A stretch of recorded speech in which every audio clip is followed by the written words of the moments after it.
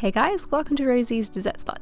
For this tutorial, we'll be creating a really fun green vine and red blossom style cake that I think will be pretty useful for a Valentine's Day coming up. I've taken a 4-inch and a 6-inch and I've pre-crumb coated them. These two cakes do have the same size cake board underneath as will be top tiers.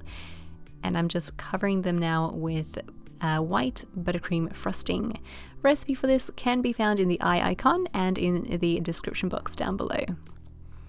After you've hit the sides with a frosting comb, you can clear up the very top, and into the freezer goes the 6-inch and the 4-inch once it's done, only for about 20 minutes or so. I've used this particular frosting comb, which you can find linked in the description box as well if you'd like to find out where you can buy one. For the base tier, I've gone on with red, so I've just tinted that with some red gel food color and lots of it. You'll find that as you let your buttercream rest, it will deepen in color, so don't be too alarmed if it doesn't create a super red finish right away. Once you've smoothed out the sides, take your spatula and create little short swipes that are leading diagonally from the base. Once you finish the first row, start again in the middle, overlapping slightly, and then the very last row overlapping again, and then finishing at the top. Bring the lip of frosting to the middle, clean up the base if you like, because it is a pretty dark color and it could stain your little display board.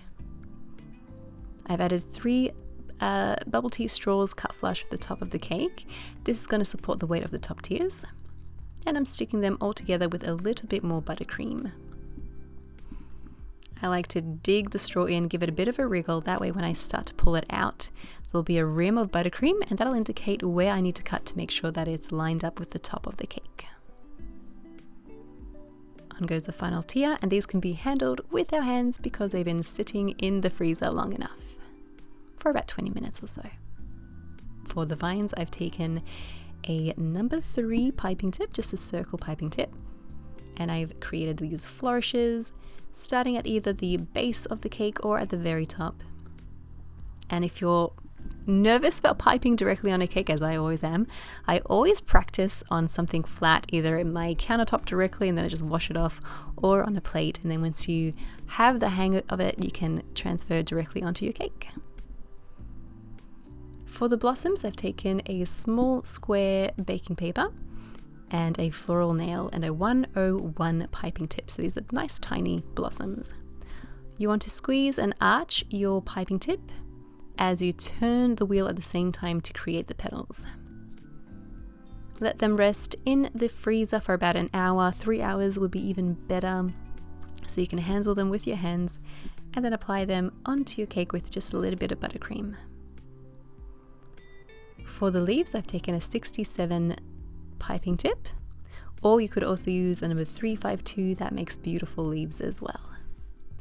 As a second finishing touch, I've taken number 10 piping tip and created a pearl border at the base of the 2 white tiers. For the very finishing touch, you can take some edible silver druggies and stick them into the center of your blossoms for added effect. Totally up to you though, they do look pretty cool on their own as well. Thank you so much for tuning in today. I hope you enjoyed this tutorial and give it a go. If you do, hashtag Rosie's Dessert Spot so I can see your awesome creation as well. And that's it. We'll see you again for the next Valentine's Day tutorial.